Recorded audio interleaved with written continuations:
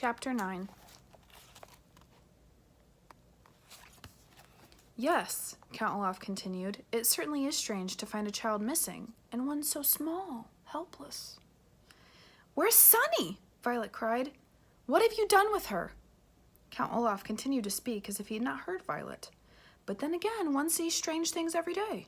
In fact, if you two orphans follow me out to the backyard, I think we will all see something rather unusual. The Baudelaire children didn't say anything, but followed Count Olaf through the house and out the back door. Violet looked around the small, scraggly yard in which she had not been since she and Klaus had been forced to chop wood. The pile of logs they had made was still lying there untouched, as if Count Olaf had merely made them chop logs for his own amusement rather than for any purpose. Violet shivered, still in her nightgown, but as she gazed here and there, she saw nothing unusual. You're not looking in the right place, Count Olaf said. For children who read so much, you two are remarkably unintelligent. Violet looked over the direction of Count Olaf, but could not meet his eyes. The eyes on his face, that is. She was staring at his feet, and could see the tattooed eye that had been watching the Baudelaire orphans since their troubles began. Then her eyes traveled up Count Olaf's lean, shabbily dressed body, and she saw that he was pointing up with one scrawny hand. She followed his gesture and found herself looking up at the Forbidden Tower. It was made of dirty stone with only one lone window, and just barely visible in the window was what looked like a bird cage. Oh no, Klaus said in a small, scared voice, and Violet looked again. It was a bird cage, dangling from the tower window like a flag in the wind, but inside the bird cage she could see a small and frightened Sunny. When Violet looked closely, she could see there was a large piece of tape across her sister's mouths and ropes around her body. She was trapped. Let her go, Violet said to Count Olaf. She's done nothing to you. She's an infant. Well now, Count Olaf said, sitting on a stump. If you really want me to let her go, I will. But surely even a stupid brat like you might realize that if I let her go, or more accurately, if I asked my comrade to let her go, poor little Sunny might not survive the fall down to the ground. That's a 30-foot tower, which is a very long way for a very little person to fall, even when she's inside a cage. But if you insist... No! Klaus cried, don't!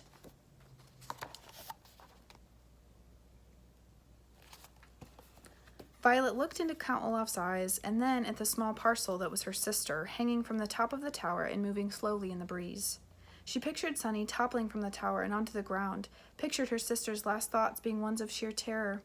Please, she said to Olaf, feeling tears in her eyes. She's just a baby. We'll do anything, just don't hurt her. Anything? Count Olaf asked, his eyebrow rising. He leaned in toward Violet and gazed into her eyes. Anything. Would you, for instance, consider marrying me during tomorrow night's performance? Violet stared at him. She had an odd feeling in her stomach, as if she were the one being thrown. The really frightening thing about Olaf, she realized, was that he was very smart, after all. He wasn't merely an unsavory drunken brute, but an unsavory, clever drunken brute. While you were busy reading books and making accusations, I had one of my quietest, sneakiest assistants skulk into your bedroom and steal little Sunny away. She's perfectly safe for now, but I consider her to be a stick behind a stubborn mule. Our sister's not a stick, Klaus said. A stubborn mule, Count Olaf explained, does not move in the direction its owner wants to. In that way, it is like you children who insist on mucking up my plans. Any animal owner will tell you that a stubborn mule will move in the proper direction if there is a carrot in front of it and a stick behind it. It will move towards the carrot because it wants the reward and away from the stick because it does not want the punishment of pain. Likewise, you will do what I say to avoid the punishment or loss of your sister, and because you want the reward of surviving this experience.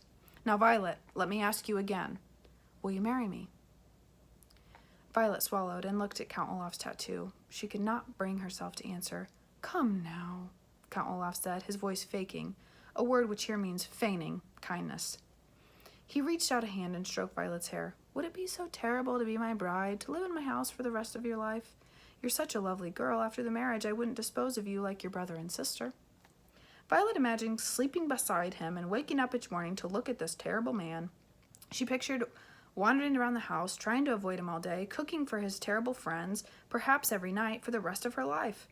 But then she looked up at her helpless sister and knew what her answer must be. If you let Sunny go, she said. I will. I will let Sunny go, Count Olaf answered, after tomorrow night's performance. In the meantime, she will remain in the tower for safekeeping. And as a warning, I will tell you that my assistants will stand guard at the door to the tower staircase in case you were getting any ideas. You're a terrible man, Klaus spat out, but Count Olaf merely smiled again. I may be a terrible man, Count Olaf said, but I have been able to concoct a foolproof way of getting your fortune, which is more than you've been able to do. With that, he began to stride toward the house. Remember that, orphans. You may have read more books than I have, but it didn't help you gain the upper hand in this situation. Now give me the book which gave you such grand ideas, and do the chores assigned to you.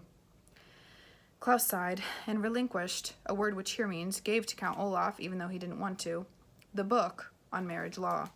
He began to follow Count Olaf into the house, but Violet stayed still.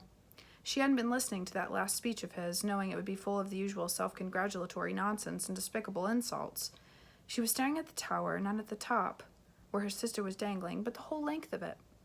Violet looked back at her and saw something he hadn't seen in quite some time. To those who hadn't been around Violet long, nothing would have seemed unusual, but those who knew her well, knew that when she tied her hair up in a ribbon to keep it out of her eyes, it meant that the gears and levers of her inventing brain were whirring at top speed. So that's our last chapter for this week. There is a link on this day's page that you can go to make your own invention like Violet. So you can follow that.